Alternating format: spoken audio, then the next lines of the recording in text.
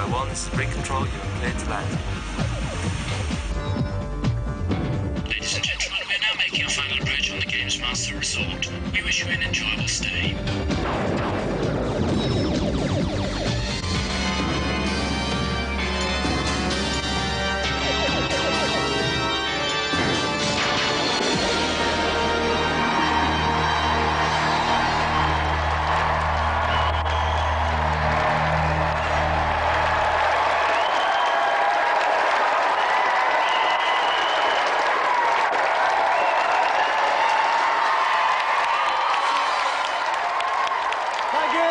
Settle down now, come on, you're too kind. I'm not worthy. All right, welcome to Gamesmaster. Much imitated, frequently intimated, inside thigh agitated. This week we've flown some more lucky people out to the Rig Resort for video game playing and other buoyantly anti-social activities. So let's kick off with some oral intercourse with the great man himself, the Gamesmaster. Greetings. By a public demand, I have been forced to initiate tonight's proceedings with a decidedly unsavoury motorbike encounter on the Road Rash 2. As a greasy, leather-clad biker, our first easy-riding contestant will need to punch, kick, and wheelie his way to the checkered flag in first place on the Hawaii level. My gaze will be most decidedly averted. Adding to the other smells of burnt rubber tonight is Marlon Rose from Leighton.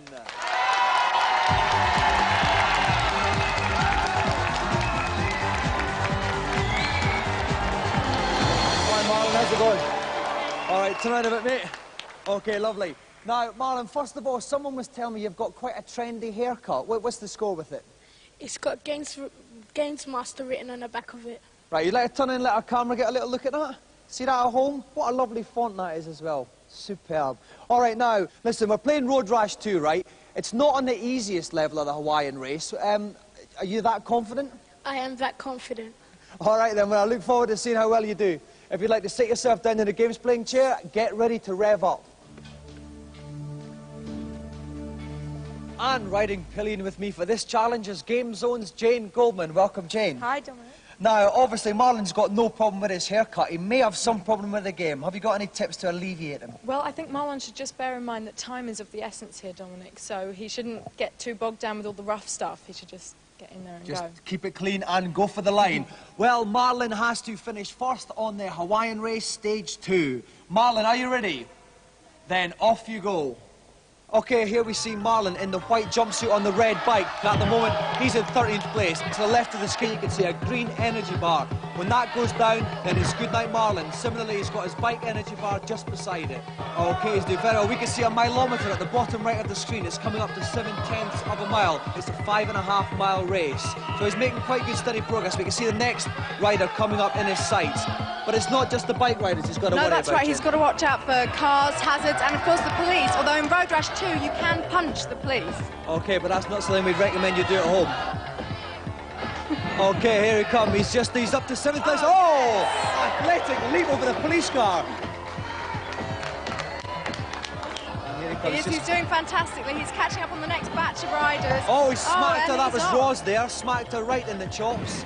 Now he's come to Natasha. In the first race, Natasha was his pal, I think, but there's no love lost now. He's up to 4th. He's up to 3rd place now. Brilliant. He's still got another 3.5 miles. Oh, what's the car? Oh, dear. Now that's going to lose him some time, Jane. It is. It might cost him the race, but I hope not. Let's check on Marlon's place. He's in 6th place. There's a couple of dangerous cars that he's just passed his old mate Natasha. He really can't afford to come off again now. That is true. Right, he's over halfway through the race now. He's just coming up for 2.9 miles. Oh, punch Slater in the face. He's up to 4th. He's up to 3rd. 3.3 miles, just over 2. Oh, there's a policeman there. PE number 1. He's walloped him. Yeah. Oh, no, but the policeman, he was coming back there with his truncheon there. Nothing to do with the West Midlands Serious Crime Squad, I hasten to add. Now he's got the first place. Lost it. Oh, no! He's going to need more metal plates than Barry Sheen after this one. Come on, Marlon. He's only got a mile left. He's back in the 4th place now. He's really going to have to pull out all the stops now, Jane. Perhaps he should have tried to walk to the finish. That's right, he could have had a little bit of a jog there. There's one rider in sight here. And it's Roz, actually. Roz has done very well since landing a smack in the mouth earlier on. I think he could catch her up here.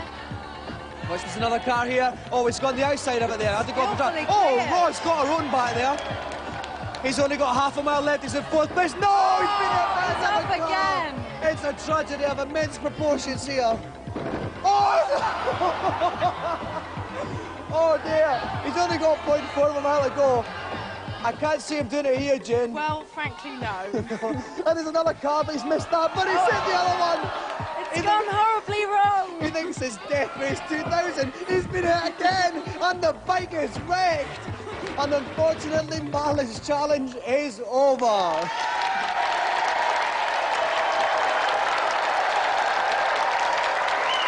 Bad luck, Marlon. All right, settle down a bit now. Behave yourselves. Now, Marlon, I tell you, bad luck, but that was brilliant. That was so hysterical. Jane and I were nearly wetting ourselves up there. What were some of the problems you faced? The cars, I couldn't see them when I went over the hill. They weren't letting you alone, weren't they? No. Maybe you should have got some armour plating on the bike as well. Yeah. Have you enjoyed it anyway? Yes, I have. Oh, listen, it's been absolutely brilliant to have you on, Marlon. Another round of applause for Marlon Rose!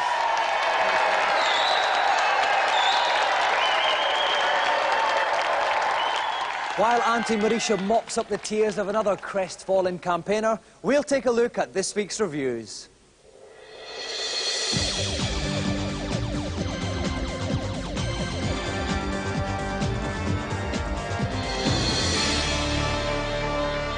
This week, games players everywhere could come over all hip and trendy as we look at cult games.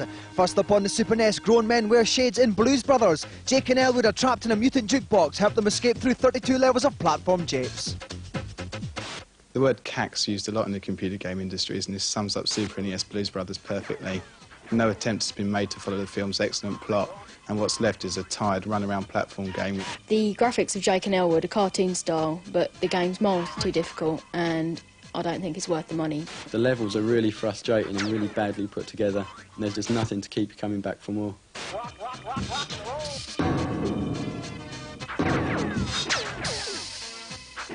Next up, that cocking soundtrack can only mean it's Doctor Who on the Amiga. Floppy coats and jelly babies abound as you rescue hostages from 4 cities and give the Daleks and Davros a good kicking. Nice playability. I'd recommend it, yeah. The playability is not that bad. It's nothing you're going to play for weeks on end, but probably worth a look. You would have thought with 29 years of Doctor Who they could have come up with something a bit more inspiring than what effectively is a run-around shoot 'em up. The best way to describe Dalek Attack is average.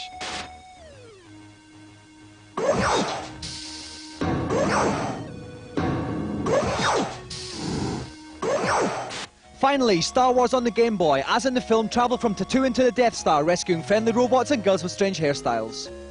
The animation is really very good, and it's a very involving and challenging game. The platform shoot 'em up's good, the graphics are good, nice music, but on the driving levels there's nothing to do. It's too boring. Game Boy Star Wars is excellent, and I recommend you try it now.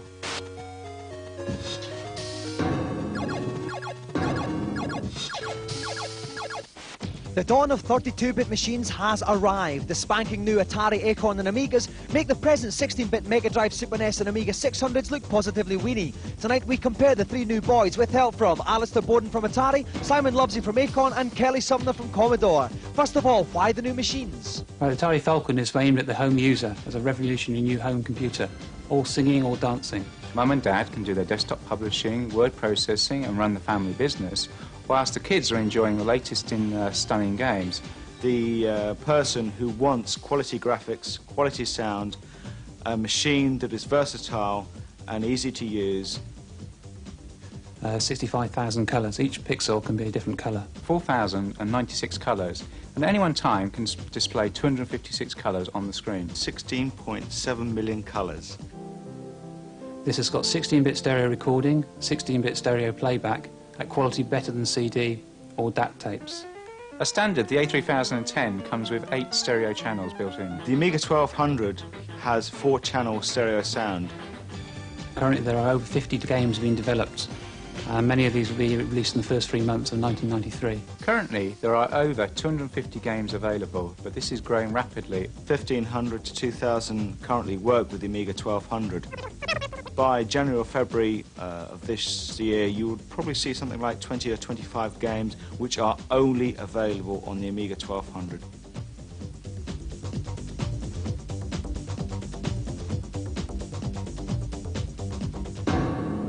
Some more mouth-watering morsels for you all to feast upon.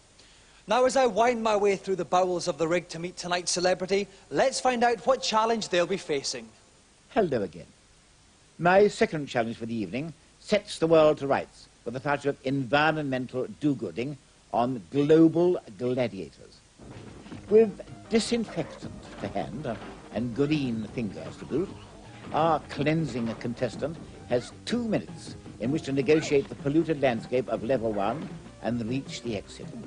Anyone for lentil soup? On Global Gladiators tonight, we're very lucky to have a globe-trotting rock legend. Please welcome First Lady of International Pop, Cathy Dennis.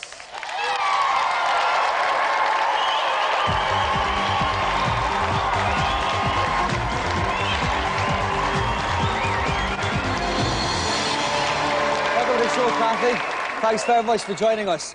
Now, listen, surely you're far too busy to be wasting your time playing with Game Boys, are you? No, I was a big fan of Tetris for a long time. And what about, well, this game's a wee bit different. You're actually saving the environment here. Is that something that's important to you? Yes, it is, but I mean, this is an unusual way of going about it as far as I'm concerned. It certainly is, Cathy. Okay, if you at home want to see if Cathy Dennis can save the world on Global Gladiators, join us after the break.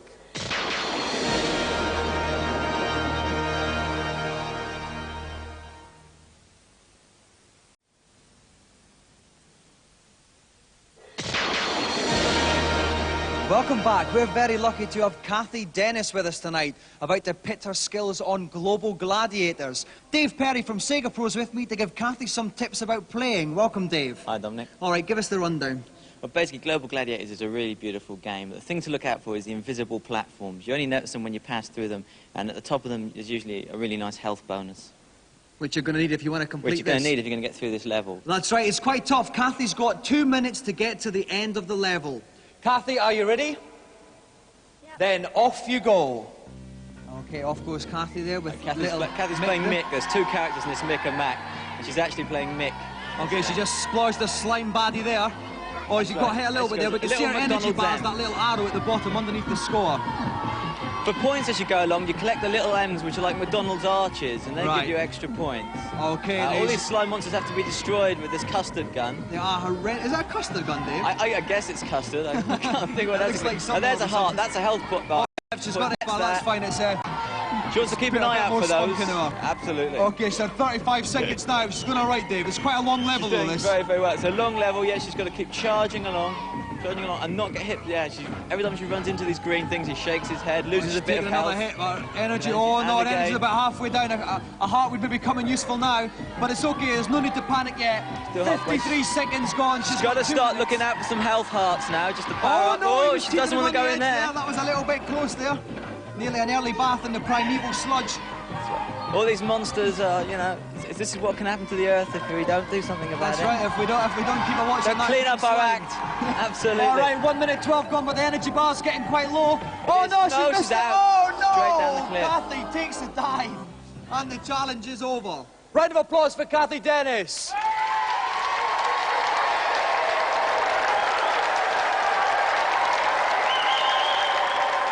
Bad luck, Cathy. All right. Now, Cathy, the world has been destroyed, taken over by slime, and it's all your fault. How do you feel? Very, very bad. So listen, what went wrong? It was a good start, and then what were some of the problems? I should have kept on a higher level. I was like at the bottom all the time. And I think I should have been a bit more cautious, because I was a bit risky. A wee bit risky for this time on a Thursday, you are, Cathy. That's me, that is me. Listen, don't ever go changing, Cathy, all right? Listen, thanks very, very much. Have you enjoyed yourself on our own little rig? Oh, yeah. That's brilliant. Well, listen, you've completely satiated me with your presence. Another round of applause for our special guest, Cathy Dennis.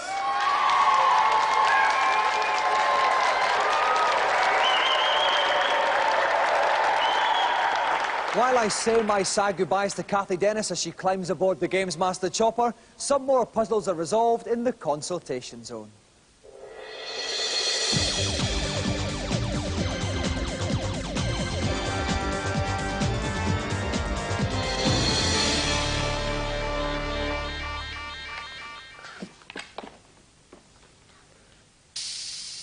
Hello, Gamesmaster. Welcome up to the helipad and fire away with your question. On Krusty's Funhouse, is there a way of getting to the later levels? Yes, there is. Simply enter the following password. S-M-A-I-L-L-I-W.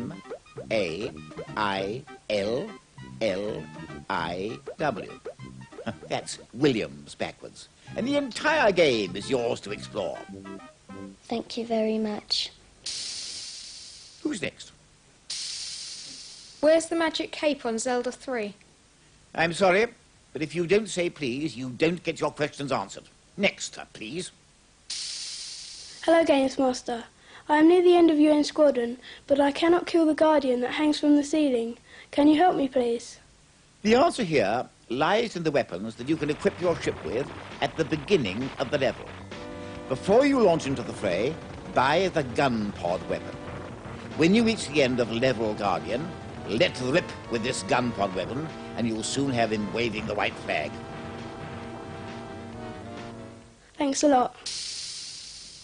Time for just one more, I think. Hello, Gamesmaster. Could you please tell me where the magic cape is on Zelda 3? That's more like it. Go to the top right-hand corner of the graveyard in Light World, pick up the small box, then dash into the stone using the Pegasus shoes. You should then reveal a passageway down to the magic cape. Thanks very much. That's all I'm prepared to impart for now. More tidbits next week. For the final challenge, it's time for another all-comers challenge on the rig. He's back again this week after a stirring victory 7 days ago. British Nintendo champion, Thomas Patterson.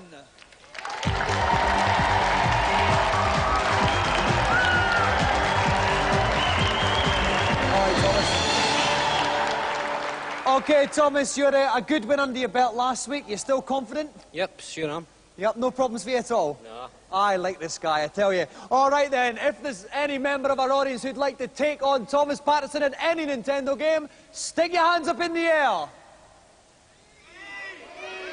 Okay, let me see. No, definitely not you.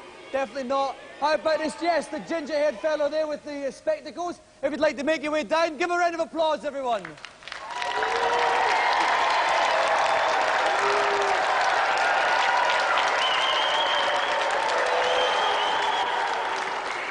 Welcome to the show. What's your name? Keith Pentland. And where are you from, Keith? Caithness in Scotland. Caithness. Right, listen, Keith. What are you going to challenge Thomas on tonight? Super Soccer on the Super Nintendo. Right, football now. Thomas, I know you're a Rangers fan, but you're also intelligent. Is this a problem? I don't know, Tim. Oh, sorry, damn it. Funny guy. Aye. I think I'll win. I should. All right, then. If you'd like to take your places in, Keith will put you on the left, Thomas on the right. Keith, I hope you stuff him. While our nubile young T-boy Cameron fishes this game out of the store, I'll have a little chat with Jim Douglas from the Gamesmaster magazine. Jim, any net-busting tips for this game? Yeah, the man-to-man marking is very good, so dribbling is probably the best policy. Also, the best way to tackle is to get a shoulder barge in, but if the referee sees you, you will be sent off. OK, we are playing 2 one-minute halves here. Keith Pentland against Thomas Patterson. Are you ready, guys? Yep. Then kick off. OK, Keith's playing Holland, playing up the pitch. Thomas is playing West Germany, playing down the pitch. It's Thomas with the ball just now. He's got the ball in. They are shoulder barging here. The referee didn't see it. That could have been danger. There could be an automatic sending off under the new FA rules. OK, it's Holland there in their half of the pitch, though. They've got a clear, lovely little shoulder charge from the Dutch number 7. Very nice, oh, but Germany have got it. Germany number 10, no, but now Holland have got it. Oh, the Dutch number 11 gets it. It's a cross in the box. It's a goal. 1-0. Out of nowhere. So Keith Pentland is 1 up. Germany kick off. They've given the possession away again, though. with Germany. I've got it. Oh, here comes Now. Germany. Right into the corner. Brilliant Fine goal. goals. That means that Thomas Patterson's pulled it level. The Dutch kick off here. Nice little bit of dribbling there. Nice tackle. It's up with the Dutch number 9. He takes the shot in the corner, but it just misses. Just wide. So it's a goal kick to Germany. German number 4 looking pensive, kicks out to German number 3. Now it's up to German number 10, and German number 9's got it. Evades his man, the number 10's got it in the box, gets it back, and shoots it, save, gets the rebound! 2-1! Kurt scoring there for Thomas Patterson. That's right, that long dribbling policy is really paying off. It certainly is. They've given away again, here comes Germany again. Now we've got the German number 7, they're tossing in the midfield, but it's half-time! The score is Germany 2, Holland 1. So the teams come back onto the pitch for the start of the second half. Germany now playing up the pitch, Holland playing down. Is it easier playing up the pitch in this game? Yeah, it certainly is. When you're coming down, you've got the disadvantage of not being able to see the goal. You can't see where you're aiming. Okay, and oh no, Germany take control again in the midfield here. German number 9 gets it, he's seen a lot of the ball, he's got the after-touch there, but the Dutch defence got it there. Oh, it's off the post! Oh, a relentless attack on goal. How close can you get? They've had so many chances. The Dutch, they're having problems clearing their lines, but now there's a counter-attack with the number 10. He evades the shoulder charge of the German defender. Doing very well. Lovely bit of skill from the Dutch number 10. He's in the box. Marvellous. He shoots. Lovely save there. Diving save from the German keeper. He doesn't have a lot of time still left. not out of danger here, though. Oh, and it's out for a goal kick. A little bit of breathing space for the Germans here. The Dutch have really got to pull something out the bag here now, Jim. Yeah, they really have. But, the challenges that are going on are ever so hard. I don't think the ref's really paying much attention to I think the ref's gone. I think he's given up. And here comes the Dutch. The German get it back here. Could we see another goal for the Germans? Oh, it's a foul! Here comes the ref. Is he going to clamp down? Oh, no, yellow card. Very lenient today. We felt he should have been off for that one. Here comes Germany. This is probably going to be the last attack in the game unless the Dutch can get it back quickly. Carefully selecting where he's putting the ball. Oh, the Germans have got it to score. It's 2 seconds left. It's straightling down. The goalie gets it, but it's all over now. The referee blows the final whistle. Germany win 2-1, which means Thomas Patterson is undefeated.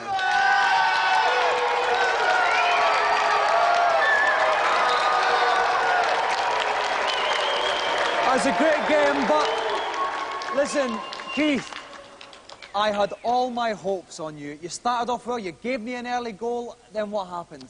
Well, the goalkeeper, he just must have taken the day off. Terrible.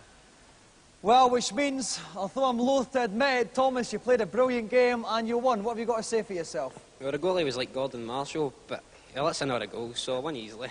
Right, well, I think we can discuss that one well into the night. Listen, Thomas, we think you're too good for anything like a golden joystick, but will you come back next week to take on someone else? No sweat. All right, then, we'll look forward to that. Another round of applause, then, for Nintendo champion Thomas Patterson and his challenger, Keith Pentland.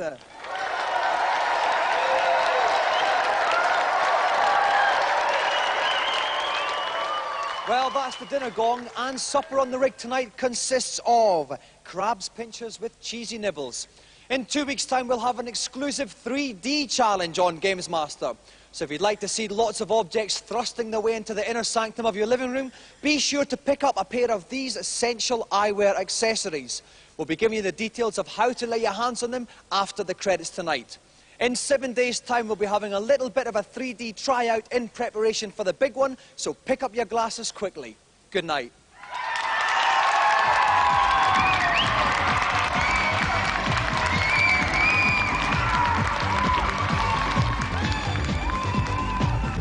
Now here's how to get the 3D glasses. If you're a Gamesmaster Club member, you'll be receiving your glasses through the post. The address and phone number for the club are on screen now. Make a note of it if you wish to join. Cost to the club phone line costs 36p a minute cheap rate and 48p at all other times. Ask permission before you make the call.